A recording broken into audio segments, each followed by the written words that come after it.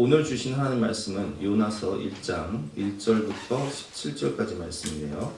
구약성경 1287년입니다. 영상을 통해서 함께 말씀을 듣도록 하겠습니다. 요나 제1장. 여호와의 말씀이 아미떼의 아들 요나에게 임하니라. 이르시되 너는 일어나 저 큰 성읍 니느웨로 와서 그것을 향하여 외치라. 그 악독이 내 앞에 상달되었음이니라. 그러나 요나가 여호와의 얼굴을 피하려고 일어나 다시스로 도망하려 하여 욥바로 내려갔더니 마침 다시스로 가는 배를 만난지라. 여호와의 얼굴을 피하여 그들과 함께 다시스로 가려고 배삭을 주고 배에 올랐더라. 여호와께서 큰 바람을 바다 위에 내리시매 바다 가운데에 큰 폭풍이 일어나 배가 거의 깨지게 된지라.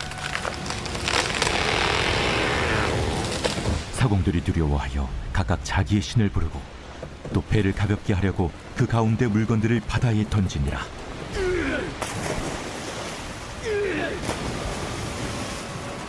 그러나 요나는 배 밑층에 내려가서 누워 깊이 잠이 든지라.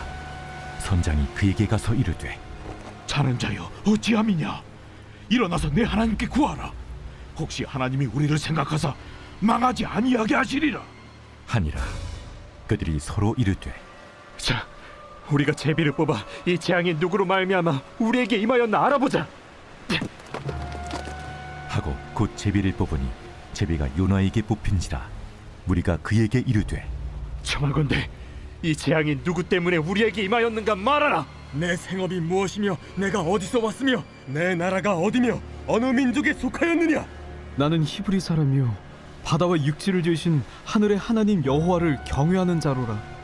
자기가 여호와의 얼굴을 피함인 줄을 그들에게 말하였으므로 무리가 알고 심히 두려워하여 이르되 내가 어찌하여 그렇게 행하였느냐. 바다가 점점 흉흉한지라. 무리가 그에게 이르되 우리가 너를 어떻게 하여야 바다가 우리를 위하여 잔잔하겠느냐? 나를 들어 바다에 던지라. 그리하면 바다가 너희를 위하여 잔잔하리라.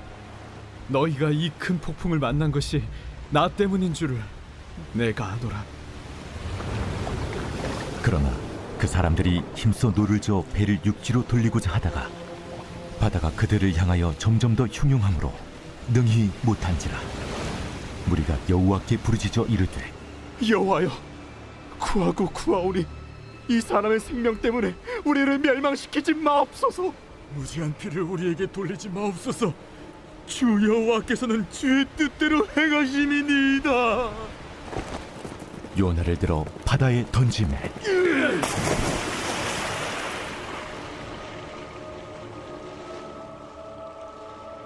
바다가 뛰노는 것이 곧 그친지라. 그 사람들이 여호와를 크게 두려워하여 여호와께 제물을 드리고 서원을 하였더라.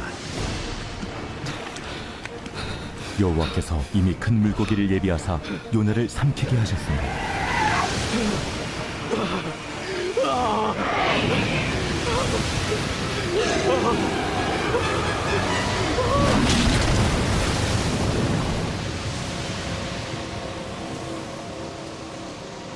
요나가 밤낮 3일을 물고기 뱃속에 있으니라. 오늘은 요나와 하나님이라는 제목으로 본 말씀 의지해서 함께 은혜를 나누도록 하겠습니다. 여러분, 성경 인물 중에 많은 인물이 있잖아요. 그 많은 인물 중에 여러분들은 누구를 좋아하십니까? 저는 개인적으로 요나가 참 좋아요. 너무 친근해요. 왜 그러냐? 꼭 나 같아서, 저 같아서. 요나의 모습을 보면 꼭 저의 모습을 보는 것 같기 때문입니다. 요나는 신화가 아니라 역사적 인물이죠. 여로보암 2세 당시의 선지자였는데 열왕기하 14장 25절에 보면 나와 있습니다. 제가 한번 읽어보겠습니다.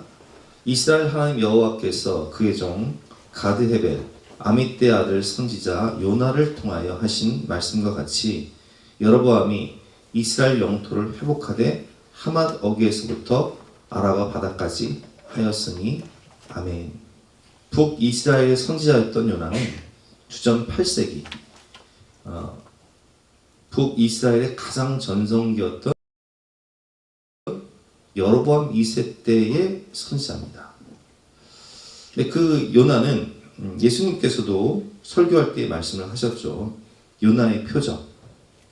요나가 3일 동안 물고기 뱃속에 있었던 것 같이 예수님도 무덤에서 3일 동안 계실 것이다 라고 말씀을 하셨고, 41절 말씀 보면 심판 때에 니느웨 사람들이 일어나 이 시대 사람들을 정죄하리라 이렇게 말씀하신 것처럼 예수님께서도 이 요나의 이 사건은 역사적인 사실인 것을 말씀을 하셨어요.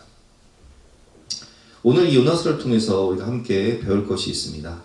세 가지만 함께 배울 텐데요. 요나서에 나오는, 오늘 본문에 나오는 인물들, 요나가 있고 또 함께 배를 탄 이방인들이 있고 또 하나님이 계신데 그 각각 그 인물들에 대해서 함께 배워보도록 하겠습니다. 첫 번째, 요나의 모습입니다. 여러분 손가락을 이렇게 한번 가르쳐 보세요. 그리고 이렇게 말씀해 보세요. 요나. 요나. 요나의 모습은 꼭 누구 모습이라고요? 나의 모습이다. 요나. 그래서 요나의 모습은 나의 모습이다. 오늘 1절 말씀이죠. 여호와의 말씀이 아미떼의 아들 요나에게 임하니라. 이르시되 너는 일어나 저 큰 성읍 니느웨로 가서 그것을 향하여 외치라. 그 악독이 내 앞에 상달되었음이라 하시니라. 아멘. 니느웨는 아수르의 수도지 않습니까? 근데 이 아수르는 굉장히 포악한 나라였어요.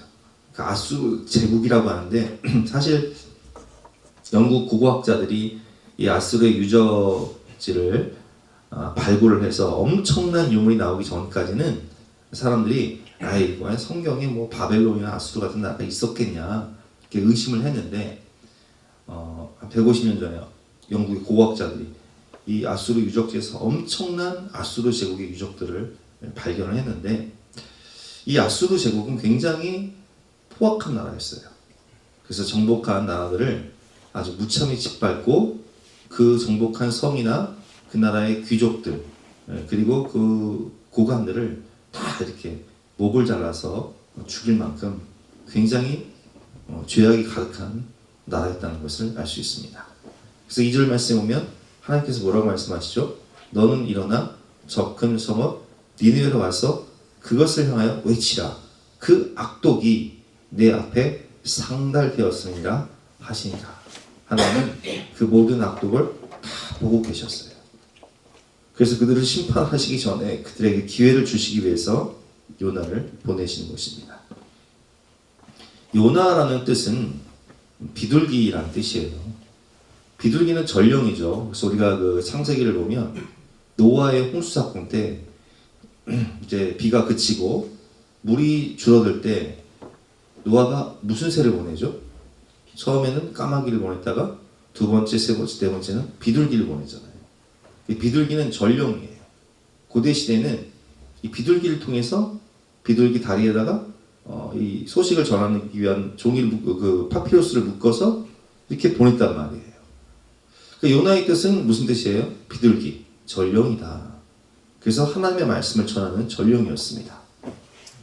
그러나 여호와의 말씀과 여호와의 얼굴을 피해서 도망하는 요나의 모습을 오늘 우리는 볼 수 있습니다. 3절 말씀 같이 한번 읽어보겠습니다. 시작. 그러나 요나가 여호와의 얼굴을 피하려고 일어나 다시스로 도망하려 하여 욥바로 내려갔더니 마침 다시스로 가는 배를 만나지 여호와의 얼굴을 피하여 들과 함께 하나님의 얼굴을 피하기 위해서 하나님의 말씀대로 안 살기 위해서 요나는 다시스, 여기서 다시스는 학자들은 아마도 그 스페인의 것이다 라고 추정을 하고 있어요. 지중해를 건너서 스페인까지 가는 길은요 지금도 힘들지만 당시에 우리가 그 사도행전을 보면 바울이 지중해를 건너다가 뭘 만나죠? 유라굴로라는 광풍을 만나지 않습니까? 그래서 그 지중해를 건넌다는 것은요 굉장히 큰 시간과 물질이 필요한 거예요. 지금도 우리가 지금 전쟁 때문에 유가가 올라서 미국에 가는 비행기 값이 엄청나지 않습니까? 근데 그것보다 더 이 당시에는 더 많은 돈과 또 엄청난 시간을 할애하는 거예요. 1년 가까이 걸려요. 근데 그 엄청난 시간과 물질을 투자하면서 지금 요나는 어떻게 하고 있어요? 하나님의 말씀을 피해서 도망가고 있어요. 하나님의 낯을 피해 도망가고 있어요. 그래서 욥바 항구에 내려가면 지금도 욥바에 가면요, 요나가 여기서 이제 배를 타고 물고기 고래를 만났기 때문에 고래라는 모형이 이제 있는데, 어쨌든 그는 큰 배삭을 주고 배에 오르게 됩니다. 요나가 도망간 이유는 무엇일까요? 요나는 하나님이 얼마나 자비하신가, 얼마나 사랑이 많으신가, 자비와 인자가 많으신, 긍휼과 사랑이 많으신 하나님이신 것을 알았기 때문에 자신이 니느웨에 가서 회개하라 선포하면 그들이 용서받고 구원받을 것을 알았기 때문에 요나는 그것이 너무 못마땅한 거예요. 여러분, 관계가 안 좋은 사람, 나랑 원수같이 지내는 사람이 회개하고 구원받기를 원하는 분도 계실 수 있지만, 어떤 분들은요 이렇게 얘기를 해요. 시어머니랑 너무 관계가 안 좋아서, 시어머니 때문에 받은 상처가 너무 큰 어떤 분은 전도를 하면요, 나 시어머니가 교회 다녀도 안 갈래요. 나 시어머니가 천국 가면 나 지옥 갈래요. 이렇게 얘기하는 분이 계세요. 내가 너무 상대방이 싫으면요, 너무 원수 같으면 그 사람이 구원받는 걸 원치 않는 거예요. 근데 요나가 그랬어요. 요나는 아수르 사람들이, 특별히 아수르의 수도였던 니느웨 사람들이 구원받는 것을 정말 죽기보다 싫어했어요. 그래서 심지어는 오늘 말씀을 보면, 내가 죽으면 끝나니까, 내가 죽으면 니느웨 안 가도 되니까, 내가 죽으면 그 사람 구원 안 받겠네 해서 자신을 바다에 던져라, 이렇게 표현을 하고 있습니다. 12절 말씀이죠. 그때 바되 나를 들어 바다에 던지라. 내가 자살할 수는 없으니까 차라리 나를 죽이라는 거예요. 몇 번이고 요나서에 보면 죽여달라고 하나님께 말을 하죠. 여러분, 그렇습니다. 우리가 요나를 통해서 바라보는 우리의 모습은 하나님의 말씀이 아닌 내 생각, 내 마음, 내 감정대로 살고 싶은 우리의 모습을 봅니다. 요나는 지금 하나님 자리에서 하나님의 말씀보다는 뭐가 중요해요? 내 마음이 중요해요. 내 감정이 중요해요. 내 생각 따라 살고 싶은 거예요. 하나님 말씀에 순종하고 싶지가 않아요. 그 영혼들이 구원받는 것을 원치 않아요. 요나는 지금 하나님의 일보다는 그냥 내 삶이 중요한 거예요. 내 마음이 중요한 거예요. 내 감정이 중요한 거예요. 내 생각이 중요한 거예요. 그리고 나는 니느웨에 있는 영혼들의 구원을 위한 자신의 사명보다는 화려한 다시스로 가서 성공을 추구하는 삶을 살고 싶었습니다.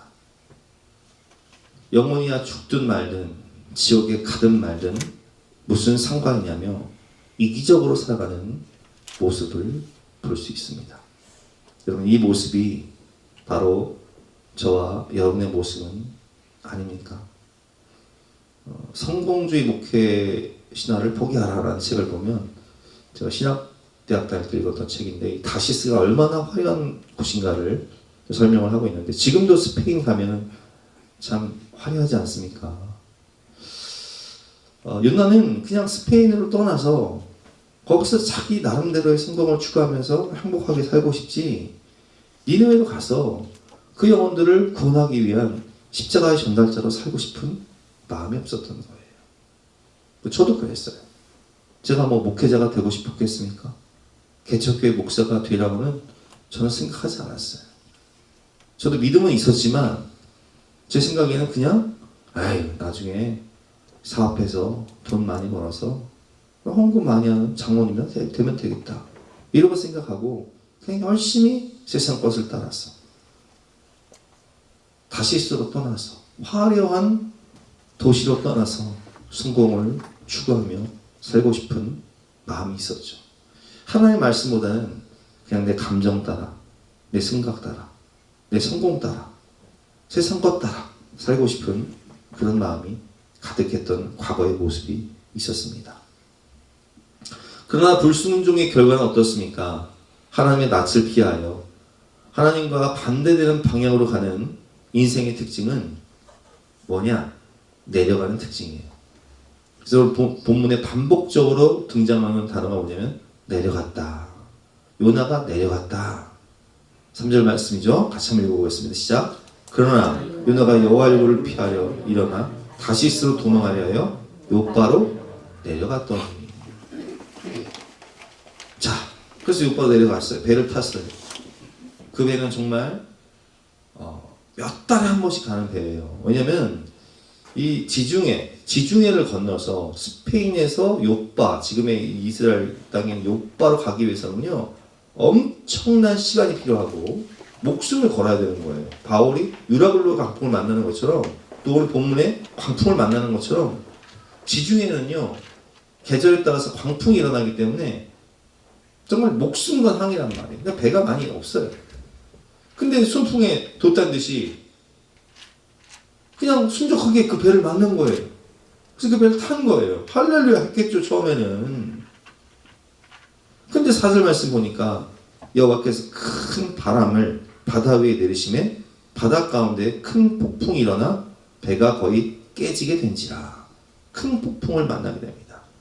5절 말씀이죠. 사공들이 두려워하여 각각 자기의 신을 부르고 또 배를 가볍게 하려고 그 가운데 물건들을 바다에 던지니라. 그러나 요나는 배 밑층에 내려가서 누워 깊이 잠든지라. 어디로 내려가요? 배 밑으로 내려가요. 요바로 내려갔다가 배 밑으로 내려갔다가 거기서 깊이 잠들죠. 그리고 17절 말씀 보니까 요나가 밤낮 3일을 물고기 뱃속에 있는데 2장 6절 말씀에 이렇게 요나가 고백을 합니다. 같이 한번 읽어보겠습니다. 시작. 내가 산의 뿌리까지 내려갔어. 됐습니다. 여러분, 요나가 어디까지 내려갔다고요? 산의 뿌리. 그러니까 산의 뿌리, 해저 깊은 곳까지 내려간 거예요. 인생이 바닥을 치는데 인생에 어디까지 내려간다고요? 해저 깊은 곳까지. 산의 뿌리. 여러분, 이 당시 잠수함이 있습니까? 없습니까? 없어요. 이 당시에는 잠수함이 없는데 하나님은 이 불순종한 요나를 산의 뿌리까지 내려가게 하시는 거예요. 이게 불순종의 결과죠. 요나를 통해서 바라보는 내 모습입니다. 이처럼 악하고 이기적이고 불순종한 요나의 모습. 근데 그런 나를 구원하시고 택하신 하나님의 은혜. 하나님의 말씀을 전달하는 비둘기 같은 우리들, 하나님의 복음을 전하는, 하나님의 말씀을 전하는 전령으로 부름받은 우리들. 이렇게 부족하고 연약하지만 여러분, 하나님은 우리를 사용하시는 거예요. 그 말씀이 임하면 사명받는 십자가의 전달자가 됩니다. 요나는 불순종했지만 하나님은 그런 요나를 변화시키셔서 그가 니느웨에 가서 40일 지나면 니느웨가 무너진다 이렇게 외칠 때 몇 명이 회개하고 구원받습니까? 12만 명이 넘는 사람이 회개하고 구원받는 큰 일을 하게 된다는 것입니다. 그러니까 억지로 사명에 순종해도, 억지로 십자가를 지고 가도 하나님은 놀라운 일을 하시는 거예요. 시골교회 사모라는 그 유튜브인데 이분이 이제 새롭게 하소서에 나오셨더라고요. 이분은 나이가 젊어요. 진아보다 한 두세 살 많나? 젊죠. 이분은 그 몸이 다 타고났어요. 몸이 너무 좋아서 헬스를 하면 막 사람들이 쳐다보는 거예요. 그러니까 헬스장에서 그 헬스장 운영하시는 분이 관장이 야 너는 네가 운동할 때 사람들이 쳐다보는 거 알아? 너 트레이너 한번 해봐. 그래서 학교를 체육학과를 갔어요. 그래서 헬스 트레이너를 하는데 사람들이 줄을 서는 거예요. 이게 헬스 트레이너가요 시간당 뭐 6, 7만 원을 받는데요. 그러니까 하루 종일 막 헬스 트레이너 스케줄을 잡고 하는데 20대 초반에 한 달에 1,000만 원을 넘게 벌어. 야, 그러니까 가만히 생각해 보니까 내가 뭐 학교 다닐 필요가 있어요, 없어요? 학교 다닐 필요도 없는 거예요. 그냥 하루 종일 날 잡아가지고 그냥 헬스만 열심히 하면 돈 1,000만 원씩 버니까. 그래서 학교도 그만두고 헬스 트레이너를 하는데 돈은 많이 버는데 이게 체력적 한계가 있잖아요. 그 체력적 한계가 있으니까 야 이거 내 사업을 해야겠다. 내가 이 직원으로 있을 게 아니다. 그래서 내 사업을 시작한 거예요. 프로필 사진 찍는 거. 사진을 찍어서 헬스해가지고 프로필 사진 찍는 그런 사업을 한 거예요. 근데 단골 고객들이 다 온 거예요. 사업이 번창해. 그래서 돈을 너무 많이 벌어. 그러니까 이제 신앙생활을 하던 이 사람이 너무 바빠지니까 돈도 많아지니까 교회를 나왔을까요? 안 나왔을까요? 교회도 안 나오는 거예요. 돈 벌면 뭐예요? 밤마다 클럽 다니는 거예요. 뭐 젊으니까 뭐 그럴 수 있잖아. 젊은 애들 그러니까. 근데 그러던 어느 날 친구가 그런 얘기를 하는 거야. 야 이건 뭐 우리가 이렇게 그 솔로몬의 전도서처럼 우리가 맨날 밤마다 이렇게 뭐 돈 벌고 놀러 다니고 클럽 다니는 게 이거 죽으면 끝나는 건데 헛된 거 아니냐? 그렇게 얘기를 하는 거예요. 그래서 이분이요. 그래서 교회는 다녔으니까 그때 전도를 한 거예요. 자기도 교회 안 나가면서 전도를 한 거예요. 야, 너 하나님 믿어야 돼. 자기도 엉망으로 살면서. 근데 그 친구가 야, 너처럼 말하는 남자가 있는데 내가 소개시켜 줄 테니까 만나봐. 그래서 소개팅한 남자를 통해서 이분이요 다시금 회개하고 교회에 출석하게 돼요. 그리고 신앙생활을 열심히 하게 됩니다. 근데 열심히 하다가 하나님의 부르심, 자신의 사명을 깨달아요. 성경을 읽으면서 넓은 길이 아닌 생명의 길, 좁은 길로 가야겠다 생각하고 자신의 사명을 깨닫게 됩니다. 그리고 기도하는 중에 우연한 기회로 시골교회 입대기 부연대학이가 시골교회 담임 목사님을 소개를 받아요. 근데 이 시골교회는요 성도가 한 명이었어요. 근데 이 목사님이 가가지고 이제 전도사 때 이 감리교단인데 감리교단은 담임을 해야 돼요. 그래야 목사안수를 받아요. 그래서 개척을 하든 시골교회를 가든 단독 목회를 해야 목사안수를 주거든요. 근데 이분이 한 명으로 시작해서 시골교회 한 명으로 시작해서 30명까지 그 시골교회를 부흥시킨 열정 있는 그런 목사님이었어요. 근데 이 교회는요 재정이 얼마나 열악하냐. 한 달에 헌금이 7만 원. 그리고 사택이 진짜 다 쓰러져가는 그런 집인데 변기에 쥐가 빠져있고 막 그런 집이에요. 근데 이분이요 전도 세미나를 가서 그 목사님이 이제 감리교단 전도대회 그런 시골교회 그런 교회를 부흥시킨 분으로 전도대회 1등을 한 거예요. 그래서 거기서 은혜를 받은 거예요. 그래서 내가 저분하고 내가 결혼을 해야겠다. 하나님이 감동을 주신 거야. 근데 여러분 생각을 해보세요. 그래도 나는 한 달에 1,000만 원 이상 벌던 사람인데 한 달 재정이 7만 원밖에 안 나오는 직업교회 사모가 된다. 그때 다 쓰러져가는 판자집 같은 쥐가 드글드글한 그런 곳에서 산다. 이게 여러분 제정신을 하겠어요? 근데 하나님이 감동을 주시는 거예요. 그래서 이분이요, 참 하나님 은혜죠. 그 전도대회 거기 1등을 하셔서 세미나 가서 내가 저분과 결혼하고 싶다 했던 그 목사님이 자기 교회 수요 예배 강사로 온 거예요. 그래서 담임 목사님한테 말씀을 드려가지고, 목사님 제가 저분을 만나고 싶은데 저 좀 소개시켜 주세요. 그래서 만났는데, 만난 그날 묻지도 않고 따지지도 않고 그냥 날 잡았대요. 아니 여러분 같으면 결혼을 하는데 어떻게 이것저것 묻지도 않고 따지지도 않고 어떻게 결혼을 해요?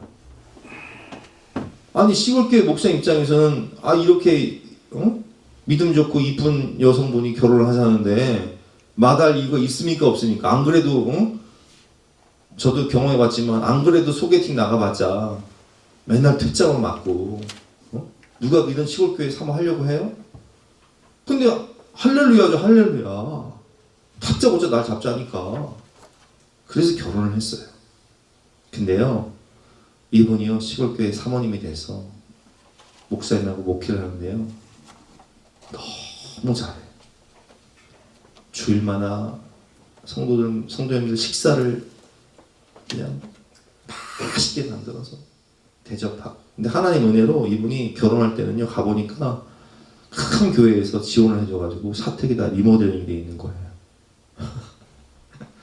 그래서 열심히 목회를 하니까, 또 이분이 유튜버니까 그 교회 모습을 올리니까 후원자들이 몰려오고, 또 막 충청도 지역에 멀리서도 막 성도들이 막 유튜브 보고 찾아와서 예배드리고, 지금은 엄청나게 부흥을 해가지고 새롭게 하소서에 나온 거예요. 근데 이제 이분을 보면서 뭐 저도 요나 같지만 이분도 요나 같다. 요나가 세상길로 떠나서 하나님을 떠나서 불순종하고 그렇게 살아가지만 하나님은 끝까지 포기하지 않으시고 그를 사명자로 부르셔서 큰 일을 하게 하시잖아요. 이 사모님도 그렇게 하시더라고요. 저도 그랬고. 여러분, 하나님은요 요나 같은 우리들을 고쳐 쓰시는 거예요. 변화시키시는 거예요. 큰 일을 하게 하시는 거예요. 십자가의 전달자로 살게 하시는 거예요. 그것이 바로 하나님의 부르심입니다. 저와 여러분을 부르신 하나님의 은혜를 생각하면서 우리 하나님의 부르심 함께 찬양하도록 하겠습니다.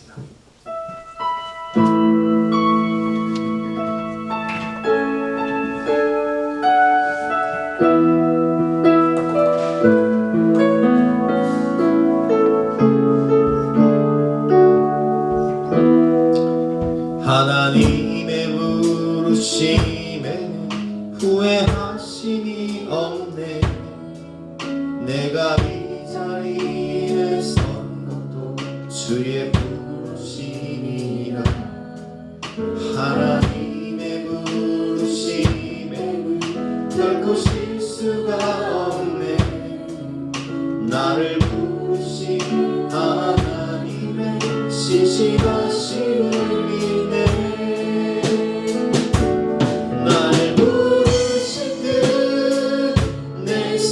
생각보다 크고 날 향한 계획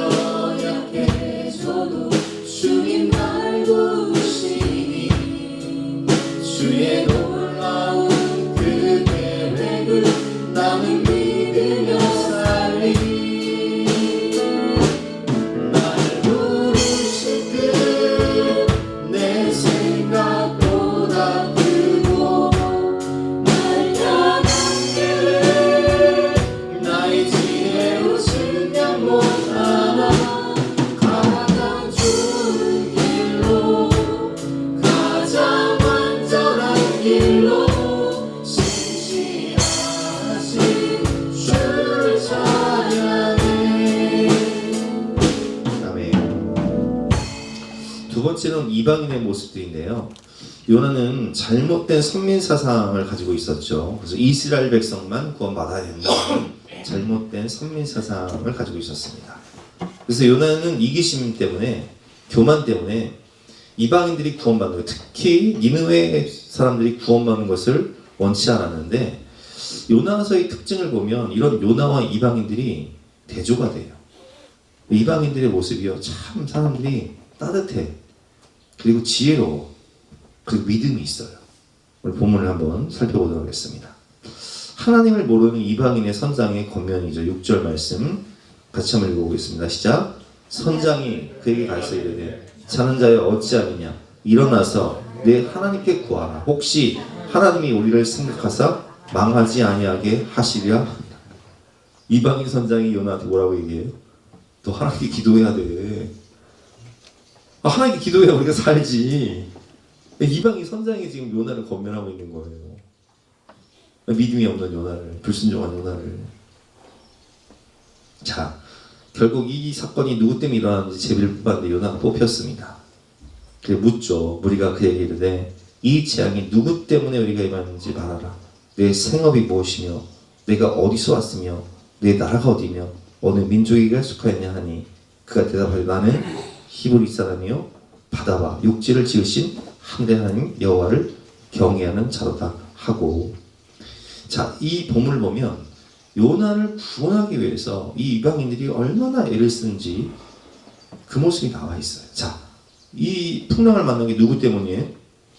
요나 때문이에요. 그래서 5절 말씀에 보면 사람들이요, 5절 말씀 잠깐 볼까요? 5절 말씀에 보면 사람들이요, 그 물건을 다 바다에 버려요. 무역하는 사람들이요, 물건을 바다에 버려. 그리고 배 기구를 버려. 살기 위해서. 누구 때문에? 요나 때문에. 그러면 내가 사업을 하는 사람 망한 거예요. 아니, 이 배를 왜 탔어요? 무역하는 사람들은 이 배를 왜 탔냐고요. 그 물건 어디 가서 팔려고? 다시스 가서 팔려고. 근데 누구 때문에 그지가 됐어요? 요나 때문에 망한 거예요. 선원들은 뭘 버려요? 배 기구를 버려요. 누구 때문에 망한 거예요? 요나 때문에 망한 거예요.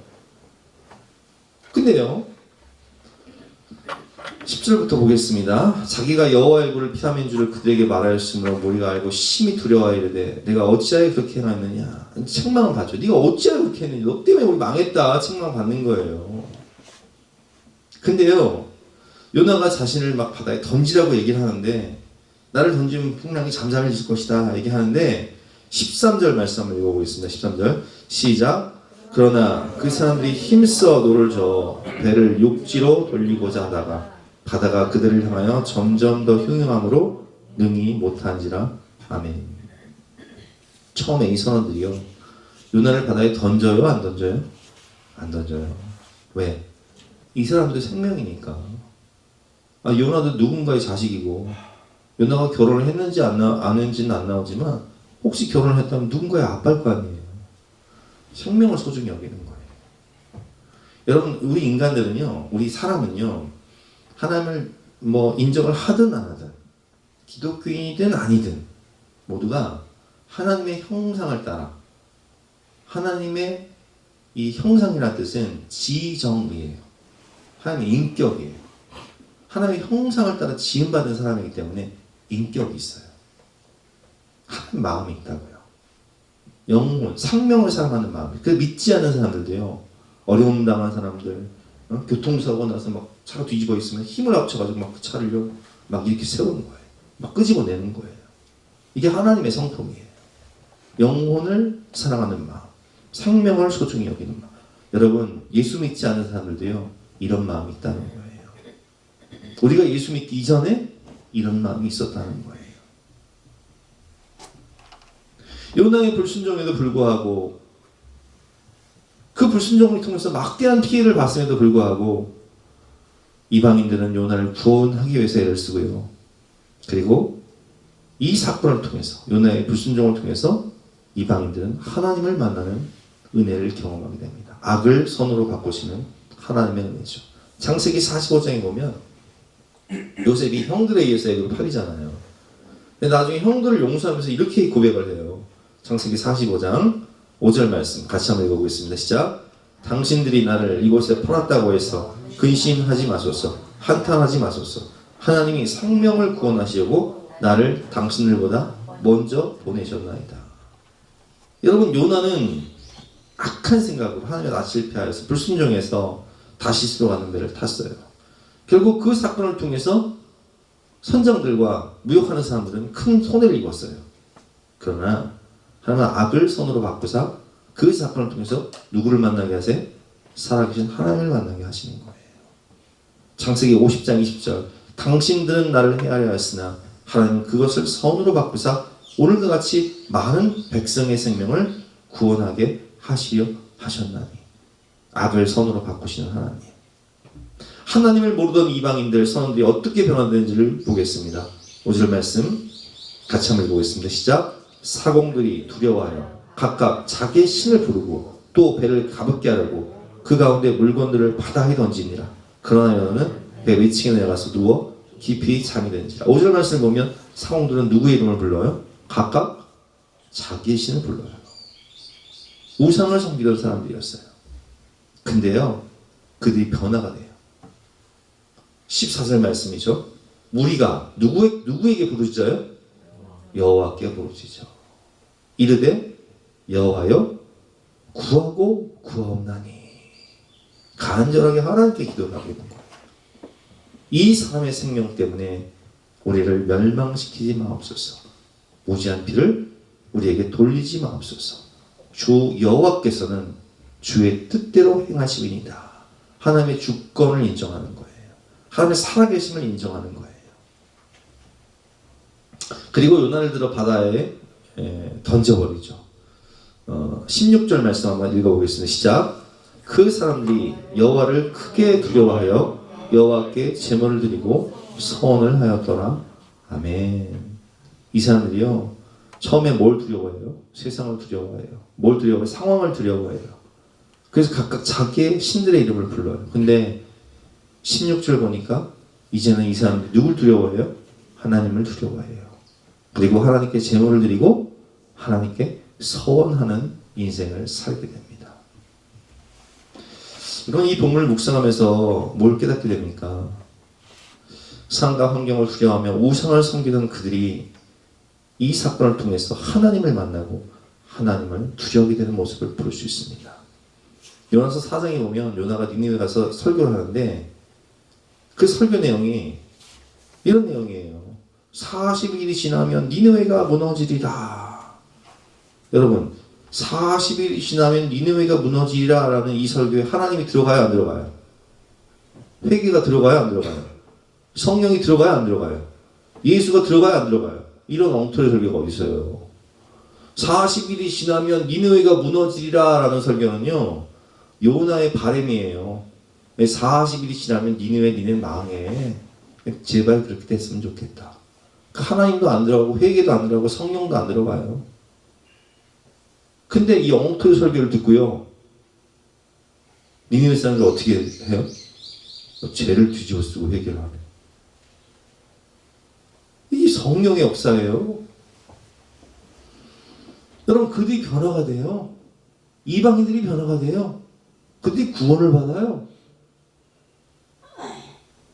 여러분, 하나님의 형상대로 지음을 받은 그 인간의 소중함, 오늘 본문에 나오는 선원들, 선장, 그리고 니느웨 사람들 다 하나님께서 기다리시는 너무나 소중한 하나님의 자녀라는 거예요.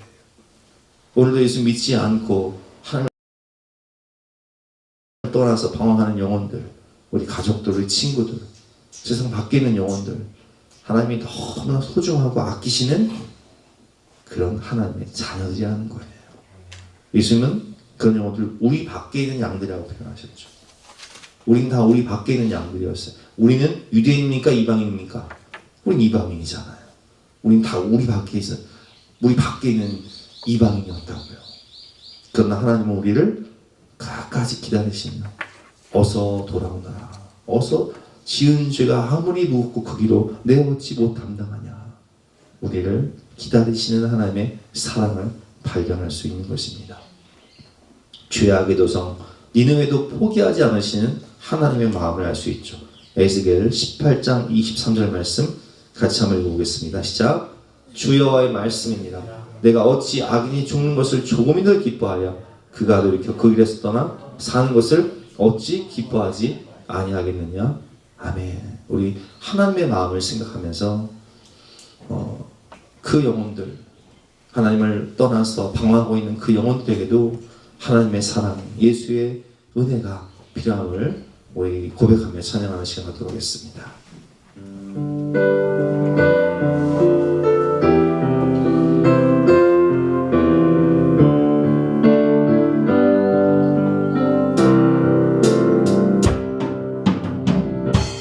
매일 스치는 사람들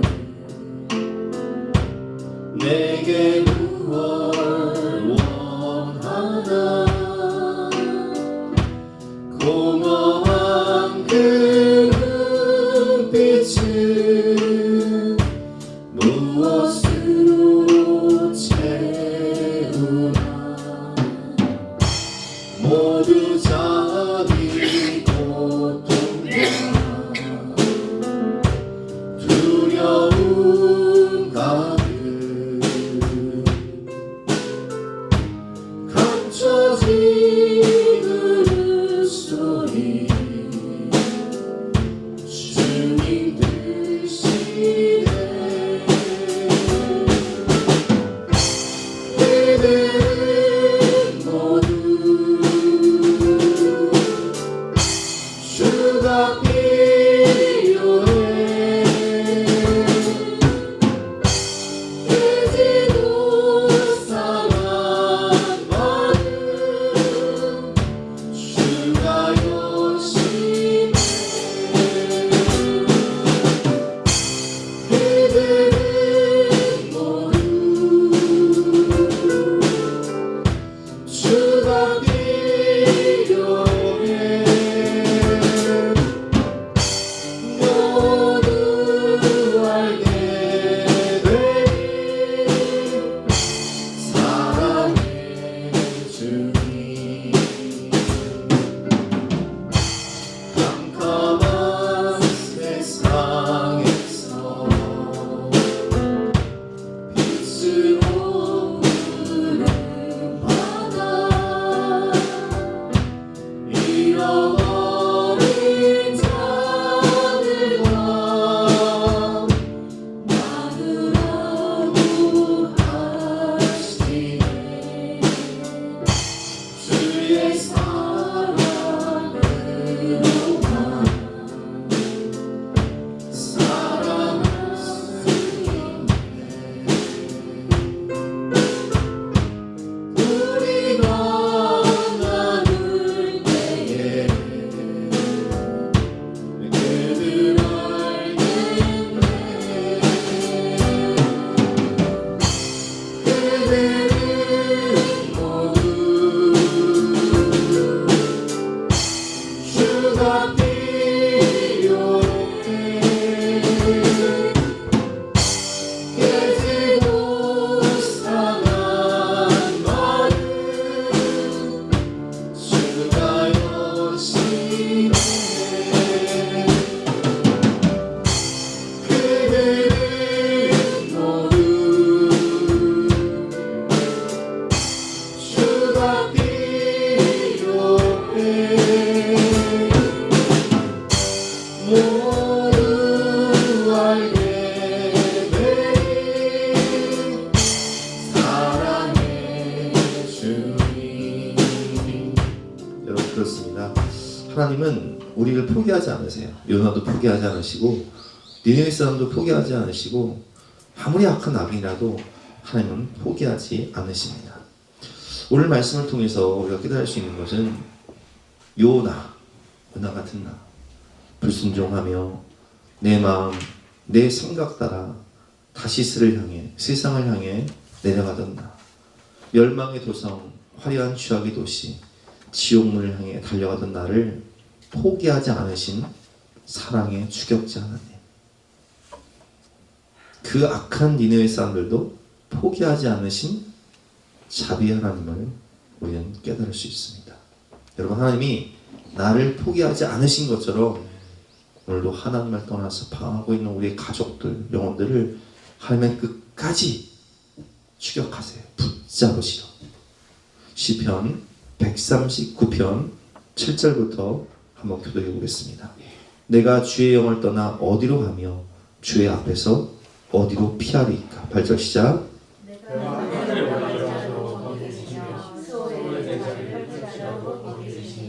내가 새벽 날개를 치며 바다 끝에 가서 거주할지라도 거기서도 주의 손이 나를 인도하시며 주의 오른손이 나를 붙드시리이다. 아멘. 주님은 바다 끝에, 우리가 바닷속으로 들어간다 할지라도, 그렇죠? 거기서도 우리를 붙잡으시고 인도하시며 주의 오른손으로 붙들고 계신다라고 말씀을 하고 계십니다. 여러분, 우리 인생을 주도하시는 분은요, 하나님이세요. 내가 내 인생을 사는 것 같지만, 요나가 요나 인생을 사는 것 같지만, 요나를 부르시는 분도 하나님이시요, 요나에게 말씀하시는 분도 하나님이시요, 불순종한 요나를 붙들어 주시고 회개하게 하시는 분도 하나님이시요, 또한 그 요나를 보내시는 분도 하나님이시요, 그 요나를 통해서 12만 명의 영혼을 구원하시는 분도 하나님이시라는 거예요. 우리 인생을 붙잡고 계시고 우리 인생을 주도하시는 하나님. 사람이 마음으로 자기의 길을 계획할지라도 그의 걸음을 인도하시는 이는 여호와시니라. 대저 사람의 길은 여호와의 눈앞에 있나니 그가 그 사람의 모든 길을 평탄하게 하시느니라. 아멘. 우리가 아무리 방황하고 흔들려도요, 하나님은 우리를 끝까지 포기하지 않으신다는 거예요. 우리 노예에 서울숲 드림교회라는 교회가 있는데요, 신도배 목사님, 또 김여우수아 목사님, 이분이 그 새롭게 하소서에 간증을 나오셨더라고요. 이분은 어렸을 때 부모님이 이혼하면서 참 많은 상처를 받고 그런 가운데 어머니를 따라서 미국 유학을 가게 되는데, 거기서 굉장히 방탕한 생활을 해요. 맨날 술 취해가지고 친구들이랑 술 취해가지고, 한 번은 술 취해서 친구가 음주운전을 해가지고요, 그 차가 전복이 된 거예요. 폐차될 지경이 됐어요. 술이 떡이 돼가지고 그런지도 모르고 일어나보니까 병원이야. 그런 분이에요.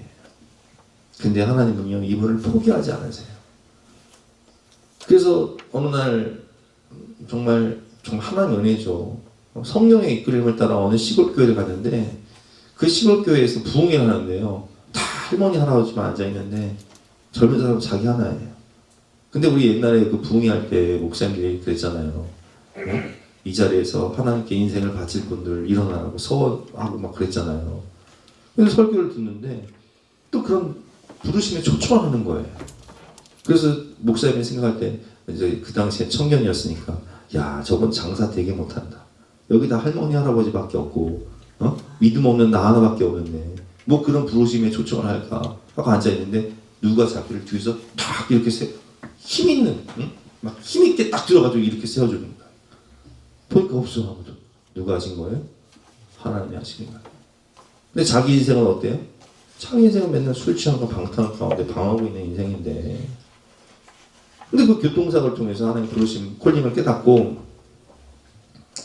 이분이요, 신학교를 가려고 하는데 추천서를 받아야 되거든요. 신학대학 들어가려면 추천서를 받아야 되는데, 우리 같은 경우는 이제 담임 목사 추천서만 있으면 되는데, 미국 교회는요, 성도들의 추천서까지 받는데요.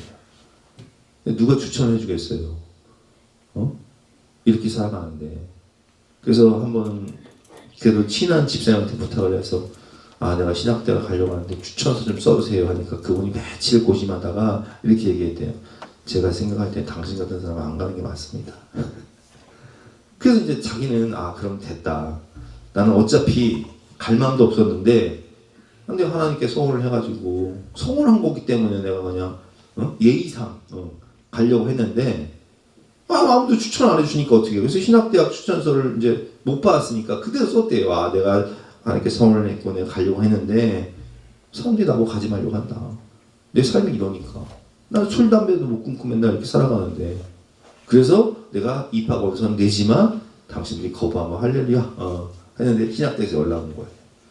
하나님이 당신을 부른 것 같으니까 조건부로 입학을 허가한다. 1년 동안 학교를 다니면서 술 담배 끊어보고 하나님의 만지심, 어느 만지심을 통해서 변화를 한번 추구해봐라. 그래서 조건부로 학교를 다녀요. 체프를 끝나면 가서 담배 피고 몰래 술 먹고 시험을 보는데 한 번은 교수님이 그런 이제 거기는 시험을 볼 때 교수님이 안 계세요. 기도할 때 이렇게 기도해요. 지금 시험을 봅니다. 하나님, 두 가지 시험을 보는데 하나는 성적을 위한 시험이고 하나는 하나님께서 정직을 위한 시험을 보는데 둘 중에 하나를 선택해야 된다면 목회자가 될 사람들이니까 성적보다는 정직을 선택하게 하여 주시옵소서. 이렇게 기도하고 나가는데 이 사람은 정직이 아니라 성적을 선택해요. 근데 나중에 A학점을 받고 양심이 찔리는 거예요. 그래서 교수님 찾아가서 사실은 내가 컨닝했다고 다시 성적 저기 해달라고. 그러니까 그 교수님 뭐라고 하냐면 야 너는 신학교 올 사람이 아닌데 너 이대로 하면 안 되겠다. 그래서 이분이 3년 동안 멘토를 해줘요. 그래서 이 목사님의 멘토는요 참 유명한 분들이에요. 유진 피터슨, 팀 켈러. 우리 한국교회에 정말 많은 베스트셀러 작가들이잖아요. 그리고 한국교회의 대표적인 부흥하는 교회였던 온누리 교회 하영주 목사님 밑에서 부목사 생활을 해요. 그러니까 이분이 그 고백하는 게 뭐냐면 그런 엉터리 같은 삶을 살던 날지라도 하나님은 끝까지 나를 붙잡고 견인하셔서 선한 길로 바른 길로 인도하시고 좋은 멘토들을 만나게 하셔서 변화시켜 주시고 의의 길로 상명의 길로 인도하셔서 교회를 개척해서 지금 엄청나게 부흥하는 그런 교회 담임 목회자가 되셨죠. 여러분 우리 선하신 하나님, 내가 길을 잃고 헤매고 방황할 때 하나님은 포기하지 않는 사랑으로 니느웨 사람들도 포기하지 않으셨지만 불순종한 요나도 포기하지 않으시는 거예요. 하나님은 어떤 분이십니까? 시편 103편 말씀 시작. 여호와는 궁이 많으시고 은혜로우시며 노하기를 더디하시고 인자하심이 풍부하시도다. 자주 경책하지 아니하시며 노를 영원히 품지 아니하시도다. 우리가 잘못된 길을 가고 방황해도 하나님은 별 말씀을 안 하세요. 묵묵히 참고 기다려 주시는 거예요. 기도하시면서. 출애굽기 34장 6절 말씀 시작. 여호와께서 그 앞으로 지나며 선포하시되 여호와라 여호와라 자비롭고 은혜롭고 노하기를 더디하고 인자와 진실이 많은 하나님이라. 아멘. 나 길을 잃고 헤맬 때 그 사랑 나 찾아오셨네. 주의 사랑을, 주의 선하심을 한번 생각해 보세요.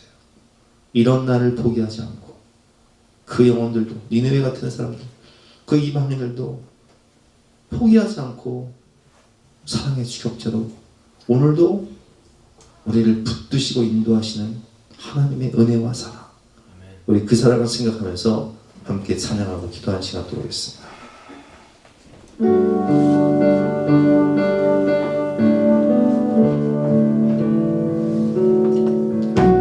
주의 사랑을, 주의 선하심을, 주의 은혜를 생각해보라. 하늘보다도 더 높으신 아버지의 사랑 크고 놀랍네. 아버지 사랑 크고 놀랍네. 내 어찌 그 사랑 잊으리. 내 어찌 그의 공유를 잊으리. 내 영혼의 모든 소원 만족시키니 하나님. 주의 사랑을, 주의 선하심을 주의 은혜를 생각해보라. 하늘보다도 더 높으신 아버지의 사랑 크고 놀랍네. 아버지 사랑 크고 놀랍네. 나기를 잊고 헤맬 때 그 사랑 날 찾아 내셨네. 내 영혼의 모든 소원 만족시킨 하나님, 주의 사랑을 주의 선하심을 주의 은혜를 생각해보라. 하늘보다도 높으신 아버지의 사랑 크고 놀랍네. 아버지 사랑 크고 놀랍네. 나 길을 잃고 헤맬 때, 나 길을 잃고 헤맬 때 그 사랑 날 찾아 내셨네. 내 영혼의 모든 소원 만족시킨 하나님, 주의 사랑을 주의 선하심을 주의 은혜를 생각해보라. 하늘보다도 더 높으신 아버지의 사랑 크고 놀랍네. 아버지 사랑 크고 놀랍네. 하나님, 우리가 요나처럼 방황하며 불순종할 때도 하나님 끝까지 우리를 포기하지 않으시고 부르셔서 고치시고 우리를 사용하셔서 큰 일을 행하게 하셨습니다. 오늘도 하나님을 떠나 방황하며 니느웨 백성처럼 살아가는 우리의 가족들, 친구들도 하나님 끝까지 포기하지 않으시고 그 영혼들을 구원하시겠다 약속하셨으니 우리가 믿음을 가지고 눈물로 기도하고 사랑으로 섬기며 복음을 전할 때 반드시 그 영혼들이 천국 백성 될 수 있도록 은혜를 베풀어 주시옵소서. 예수님의 이름으로 기도드렸사옵나이다.